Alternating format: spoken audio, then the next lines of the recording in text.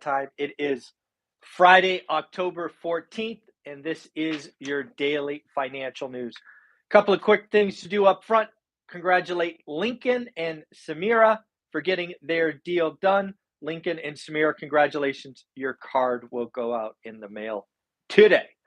Next, we are 73 people away from 39,000. 39,000 is a great number. If you would like to tell everybody you are part of the first 39,000, please subscribe to the video or the channel today. Like, subscribe, comment. Have an amazing Friday. So let's get into the daily financial news. First and foremost, that October 19th event that I'm hosting in Fresno, California, that is being headlined by Pace and Jamil. Looks like you're going to get 3.5 hours of those gentlemen on stage. If you want to be at that event, my suspicion is you must buy your tickets today or over the weekend, or they will be gone. We have already sold over 400 tickets. Folks, the tickets are $27. You can buy them at reicollaboration.com. If you're going to be there and you are a One Rental at a Time fan, bring your book. I would love to autograph, take some selfies. Let's have some fun. If you're going to be at the event on the 12th, my One Rental at a Time event or the collaboration event, leave a comment below. I want to know who's coming. I want to know who to see there. Let's take some pictures. Let's have some fun together. Next, let's talk about the Fed. I've been thinking about this a lot the last 24 hours. CPI came out hot across the board. The jobs number from earlier the week before, hotter than expected. The Fed has already raised rates 300 basis points.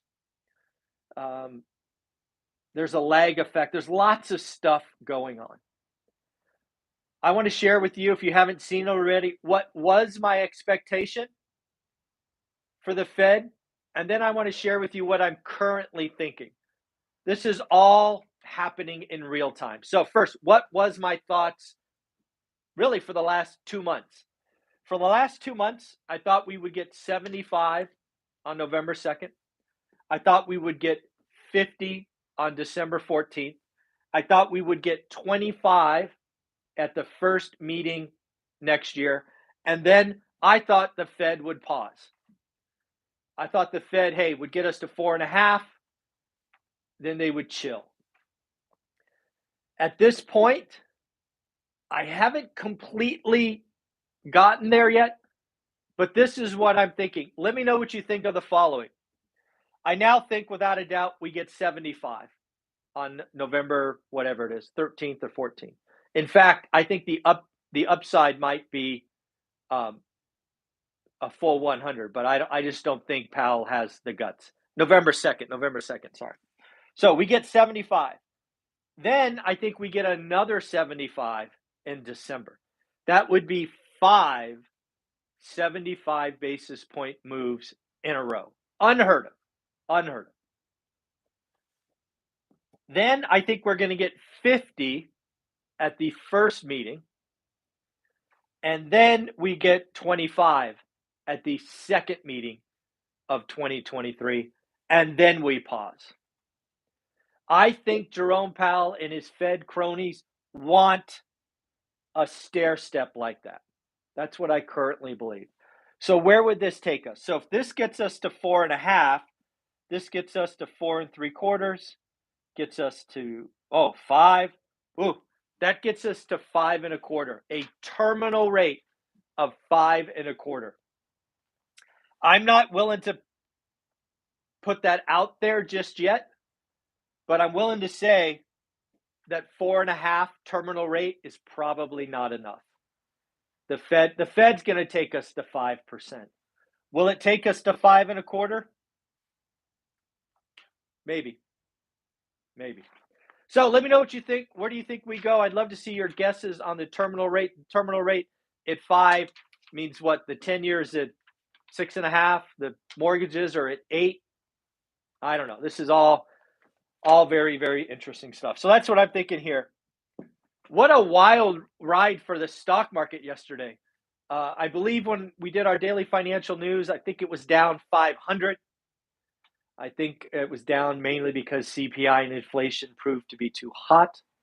And then it ended the day up like, I don't know, 900 on the Dow, something like that.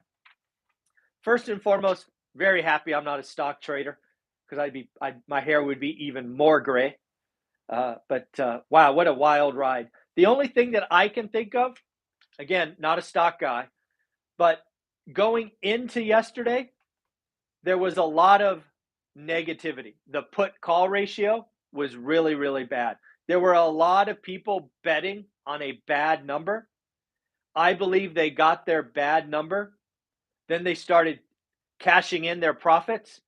And unfortunately, the one-sided bets were so much that if you didn't get out early, the buying just ended up turning your winner into a loser. Can you imagine calling it right, putting real money on the put side, or you think it's going down, driving to work, turning on your computer an hour later or whatever it is, and you're losing money? I think that happened to a lot of people who had to close their position out. But yeah, yesterday was a crazy ride.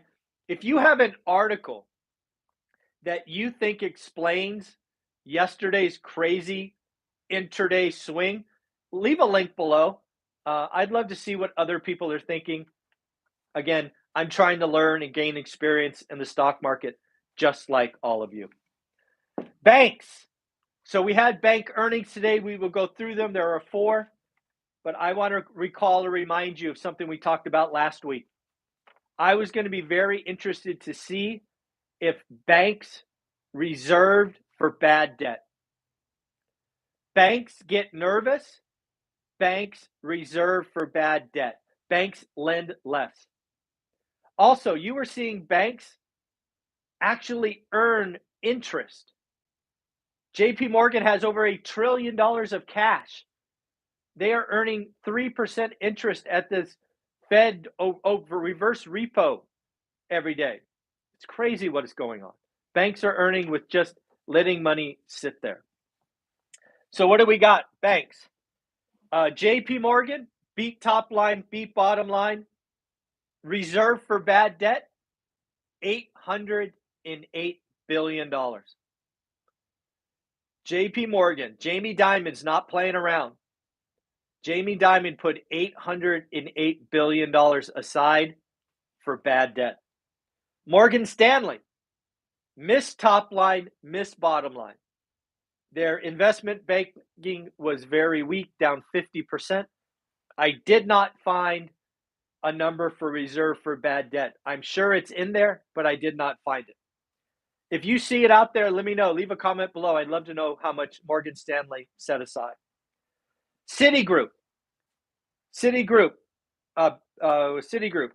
beat top line, beat bottom line. Citigroup put $370 million away. And I might have said 808 billion. I meant 808 million. My bad. 808 million. I think I said billion. That's crazy. Million for JP Morgan. Citigroup, 370 million. Wells Fargo, beat top line, beat bottom line. They set aside $784 million for loan losses. So just between JP Morgan, Wells Fargo, and Citigroup, 3 banks, they set aside, what's that, 1518, almost $2 billion. Almost $2 billion in one quarter. Banks are getting nervous. Not only are banks setting aside for reserves, but banks are now reducing credit availability. Credit availability is at a 9-year low. Something we've talked about on this channel. There's a lending cycle and a housing cycle. Lenders get scared. Lenders don't lend. That's why when you can borrow, Dion, you go get the money and then you sit on it for a little while. That's an inside joke for the folks that watch the channel. Dion, if you're watching, you know what we're talking about, buddy. Retail sales. Retail sales came out and it was basically flat.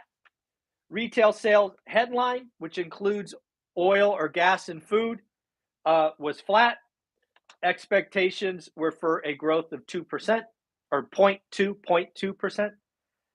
Core, so ex gas, ex food, was actually up 0.1, where it was expected to be down. So retail sales, generally speaking, stronger than expected. We are still spending. Kroger. Kroger is buying Albertsons for $24.6 billion. I believe that is a cash transaction. Can you imagine wiring $24 billion? Woo! Be a little nervous sending that wire. Man, crazy. But again, Kroger, I believe it's Walmart, Kroger, Costco, Albertsons, the top 4 grocery stores. So number 2 is buying number 4 to compete with Walmart and Costco better. And then savings. Americans are burning through their savings. We talked about having $2.3 trillion in excess savings. We are burning through it at a rapid rate. It is not going to get better. Is it consumers buying airline tickets for Delta and United and American? Are they doing services? Are they just trying to put food on the table, pay rent? It's interesting, right? Needs versus wants.